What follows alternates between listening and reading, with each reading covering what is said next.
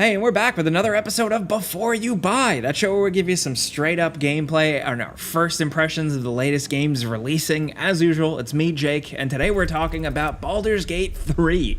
This is the full release of a game that has been in early access since the fall of 2020, believe it or not, so quite some time. But that version of the game was limited, and only a small portion of it, where this is a full-fledged, massive, finalized release. And Baldur's Gate 3 is a big deal because it's a new, full-fledged Dungeons & Dragons based game. The original Baldur's Gate, now a classic, was developed and released by BioWare in 1998, but now in 2023 we have Larian Studios at the helm, and they're the developers behind the heavyweight Divinity games, most recently the successful and great RPG Divinity Original Sin 2. You've probably heard about it. So now they've been recruited by Wizards of the Coast to go all in on a new Baldur's Gate game, and the result seems to be magic. So this is out on PC, and it'll be out on PS5 in September and Xbox eventually. And we've been playing a review copy for the last few days, but just know that this came in kind of hot. We didn't get it very early. No reviewer did. And this is a massive game. So we want to preface that this is strictly a review in progress, strong first impressions only. Myself and co-writer on this, Eric, have been getting as many hours as we could in it, and we combined our powers because personally I'm not a big Dungeons & Dragons guy and he is, so that way you can get a bit of both perspectives. Now, since we often just do first impressions in Before You Buys, we thought it was important to at least give you the early heads up here. We've seen past the early access stuff, but we haven't seen the end of the game. So just know that. But that being said, all signs are pointing to this being pretty damn great. Couple of little things here and there, but it's a pretty sprawling RPG for quest and character lovers.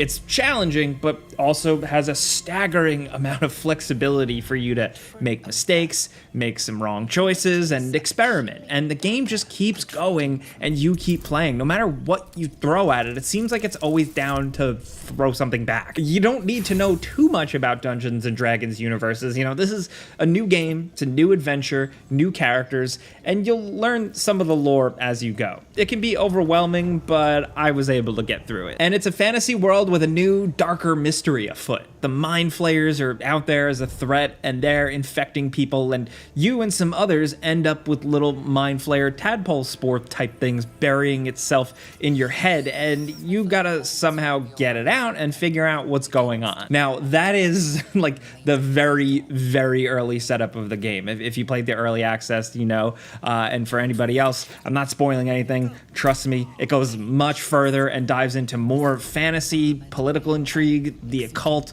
warring factions, basically everything you'd expect from a fantasy game, but with a good focus on strong characters and relationships. And that's where a lot of the work and the writing and the branching storylines show. And it seems really impressive. Even just with like a playthrough and loading some different saves and messing around, there's a lot going on. So when you start, you choose from one of 7 origin characters. These are all characters connected to the story with their own backstories, motivations, race, and of course, class type. Most of them are compelling and tempting, really, to select, but we ended up rolling our own custom character. You can also do that. You create them, you change their face, you give them a backstory and a class, and they still have agency in the story, just like anyone else. But good luck focusing on the main quest out there, man. There are a lot of distractions pretty much right out of the gate. And all of it is tempting because it all seems thought out and interesting. Little quests will keep you intrigued, little stories might hook you. The loot may not really always be super exciting at the end of side quests, but XP and a good adventure just manages to still make it worth it. To Eric, our resident Dungeons & Dragons fan, this feels like a miracle. The production values alone put this in the realm of AAA gaming, but the actual gameplay is about as hardcore and, a little inaccessible to CRPG neophytes as it gets. This is a hardcore computer RPG through and through, and Larian seemingly hasn't really made many compromises. You've got 4 party members total, which feels a little small compared to I think 6 you could get in the original games, but it does streamline things a bit. Combat is turn-based, but it tends to be quick and brutal, which is a welcoming change compared to how long certain encounters could last in Divinity 2. The game does a good job job easing you into combat, but like once you're out of the tutorial, the gloves are off. Every encounter is a challenge, and they almost never feel stock or half-baked. Even the smaller encounters usually still demand you to think and use everything and really be challenged. It's not often that you come across something and do 2 melee whacks and then it's dead. Like, no, this is not really that type of thing. Even at the start of the game, there are cool, memorable enemy encounters that feel like something out of a D&D session, like something that somebody just makes up. Like, take for example this part where an undead bursts out of a coffin to scare you, and while you're stunned, it runs around breaking open more coffins to get reinforcements. If you're quick enough and kill the one guy, then nobody wakes up. And it's not all just combat either. For a computer RPG, there are a lot of environmental hazards, and it's not just traps like you'd expect from a D&D game.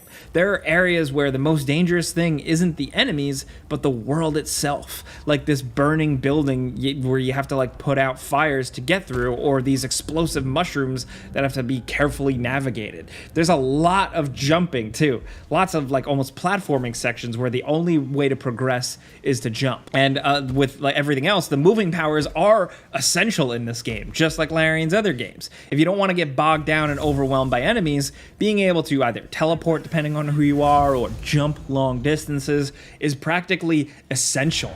It can turn nearly impossible combat encounters much easier with the right movement abilities. This sort of thing always keeps you on your toes, but it can also start to be a bit exhausting on the brain because there's very few combat encounters where you can take it easy, especially because unlike the OG Baldur's Gate games where you could just spam resting whenever you want, this game makes you work for it. One thing that makes this game different from other CRPGs is because of its roots in D&D. Spells don't cost mana to cast. Instead, your characters have spell charges that can be recharged with a special ability once, but otherwise can only be restored by taking a long rest. In most D&D RPGs, you just slam that rest button after every encounter, but this game forces you to think about it a little more because now you can't just take a nap every 5 seconds. You actually have to spend resources now, and it's not even a small amount.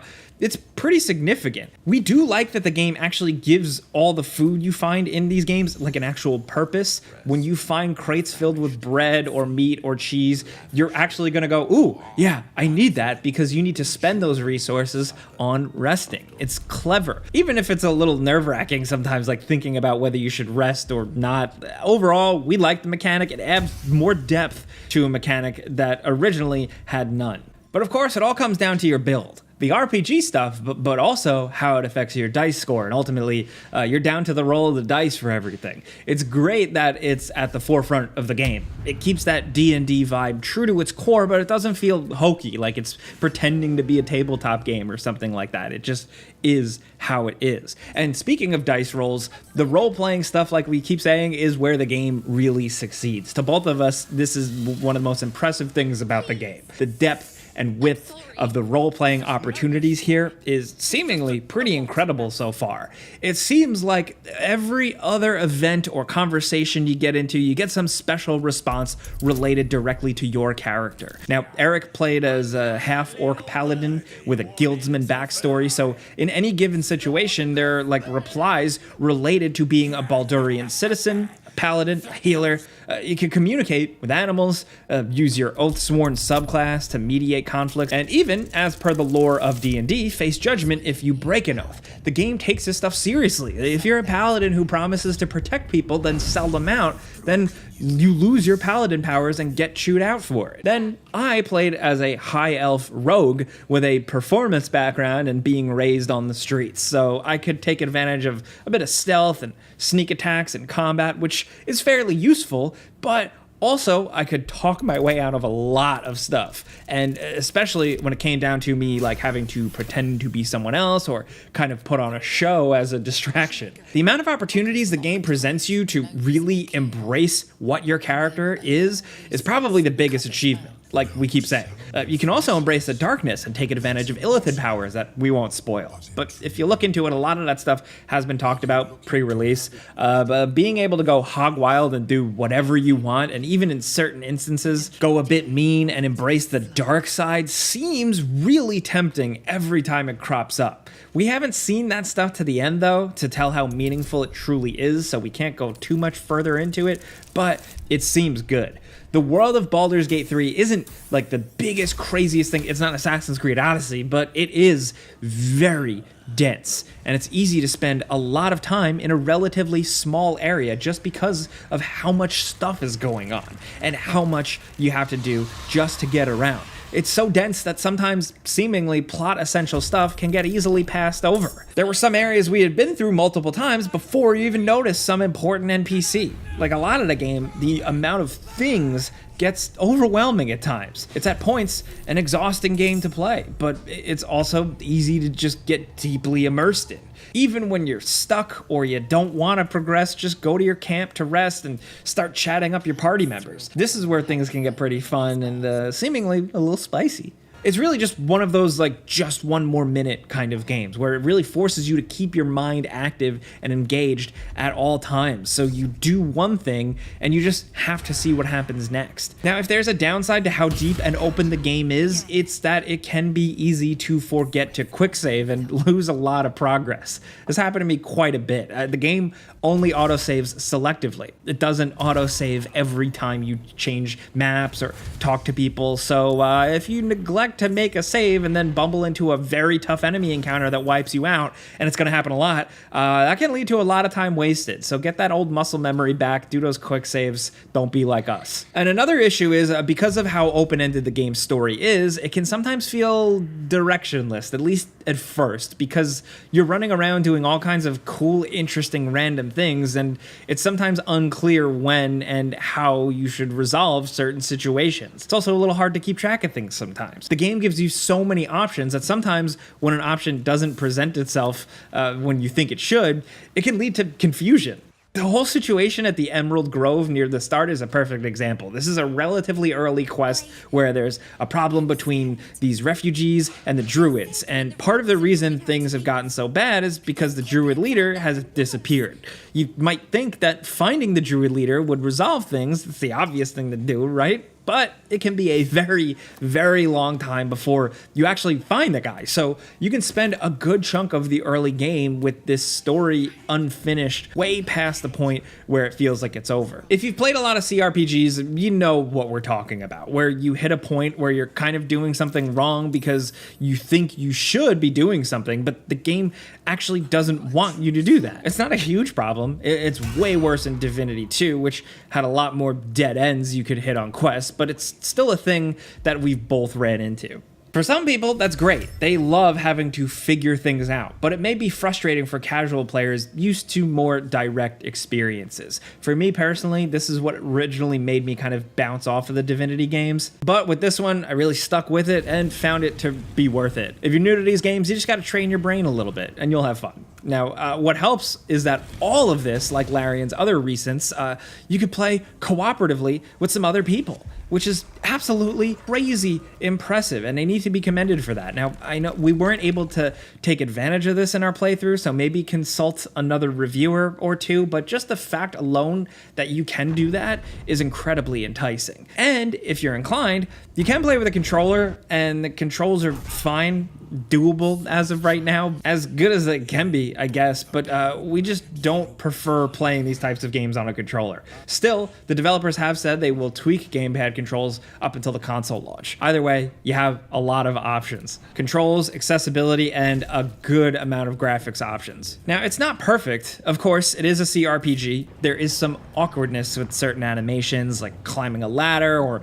moving an object or climbing a ledge sometimes, and there can be some weird cuts or some unloaded assets that flash on screen for a section between screen transitions, but it's mostly solid. Eric didn't have any significant performance issues, but on my end, I had one crash and I had a couple of stutters, especially once you start getting into some of the bigger dense town areas, but I was able to fix most of my issues with settings and a reset, fiddling around, PC stuff. Not the worst, and everybody's machine is different, so maybe consult some other nerds, but at least from our experience, it does not seem like a disaster PC launch like we've seen so many times. It seems fine. And when you get it running good and you got a decent enough graphics card, this game is a looker, man. The characters' faces and the environments are very, very good, above and beyond what we usually see in this genre.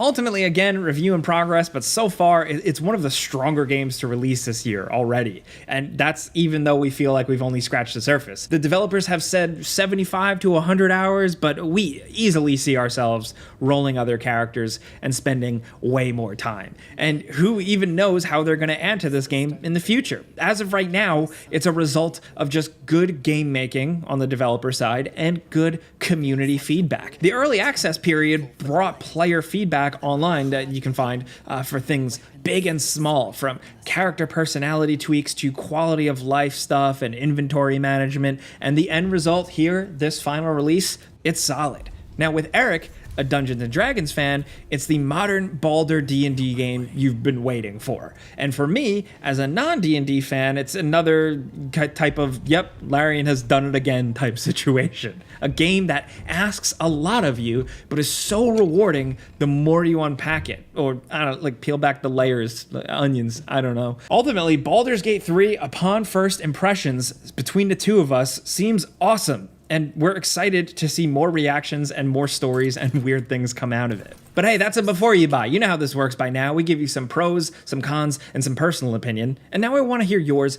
down in the comments. Are you jumping in day one? What type of character are you going to make? We would love to know. That stuff's fun to share. But also, if you've been playing since the early access period, do you see some differences? Have you been providing feedback? Who are you? What type of player are you? Are you new to this stuff? Let's talk about anything Baldur's Gate 3 down in the comments. If you like this video and you like what we do here, clicking the like button helps us. Thank you very much. But as always, thank you for watching, and we'll see you guys next time.